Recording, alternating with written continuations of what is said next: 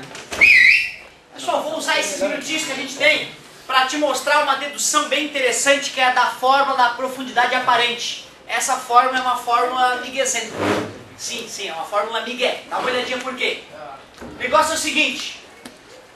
Imagina um objeto mergulhado no meio B qualquer, um observador no meio A qualquer, e eu fiz por hipótese que o meio A é menos refringente que o meio B. Por isso que quando um raio de luz vindo do objeto passou para o meio A, aumentou de velocidade e se afastou da reta normal. Tudo bem? Como o cérebro entende que a luz anda em linha reta, quando o raio de luz bate no olho dessa criatura, o cérebro dele jura que a luz anda em linha reta e imagina que o objeto está muito mais acima de onde ele de fato está. Então ele enxerga a imagem aqui, ó. P é a posição do objeto. P' é a posição da imagem. Eu quero achar uma relação entre P e P'. Quero achar uma relação entre P e P'. Primeira coisa que eu posso escrever aqui é que N de chegada, NA, vezes seno de chegada, I, é igual N de saída, M... Opa, errei. Essa minha seta não parece a posição adequada dela, né? Pronto. Então, a chegada, a saída é B, N de saída, seno de saída, igual N de chegada, seno do ângulo de chegada, que é o R. Tudo bem para vocês? Mas, usar aquilo ali não vai me ajudar muito, eu vou ter que fazer triângulos retângulos para variar aqui, ó. Tem um triângulo retângulo menor, concordas comigo? Tem um triângulo retângulo maior.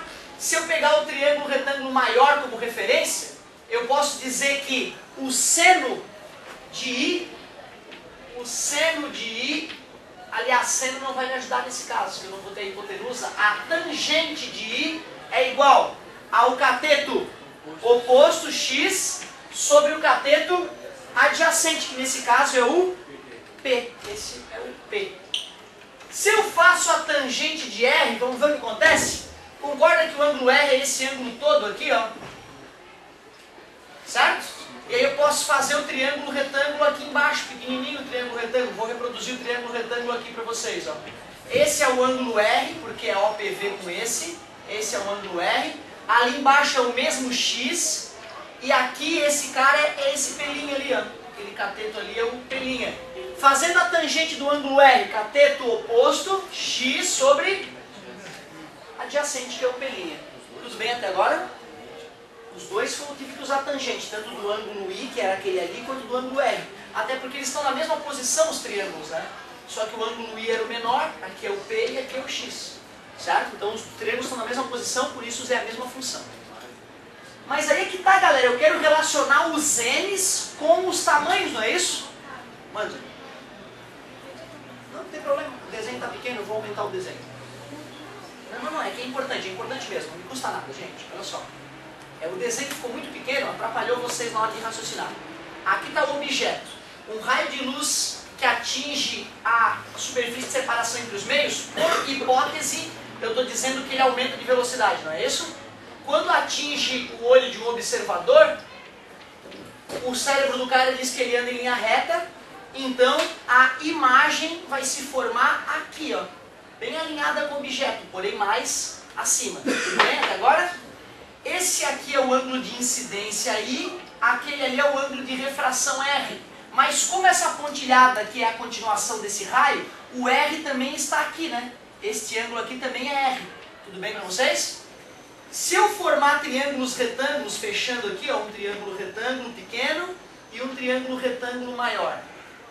Eu chamei de X esse tamanho, que é o mesmo que esse, né? É o X. Esse tamanho é a profundidade do objeto, que eu chamei de P.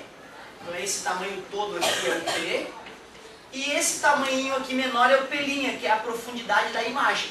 Certo? Olhando para o triângulo maior, seno de I é o cateto oposto, X, sobre o cateto adjacente, que é esse lado aqui, ó, que é esse tamanho aqui, ó, P.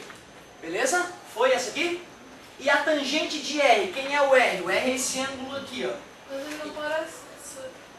Não, é porque é difícil enxergar essa pontilhada, tá aqui. Ele não é só até a linha do objeto? Não, olha só. Se esse ângulo aqui é R, esse aqui não tem que ser R também?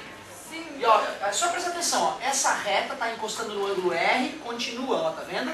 Está encostando no mesmo ângulo R. essa pontilhada passa reto, encosta aqui. Então o ângulo R é todo esse ângulo aqui, ó, que é todo esse ângulo aqui. Beleza? É dificilzinho de visualizar mesmo. Concordo? Eu tava vendo com a linha do O. Daria para pensar com a outra linha também. Daria para pensar com a outra linha também. Tangente desse ângulo R grandão é o cateto oposto, que é o mesmo X, tá vendo?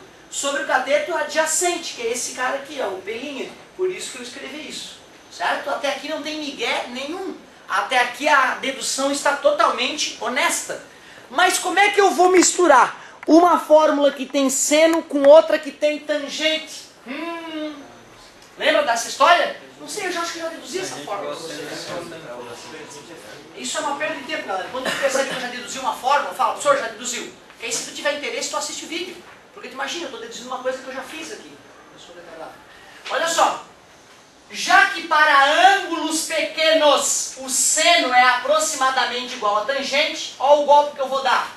NB sobre NA, está multiplicando, passou dividindo. Está multiplicando, passou dividindo.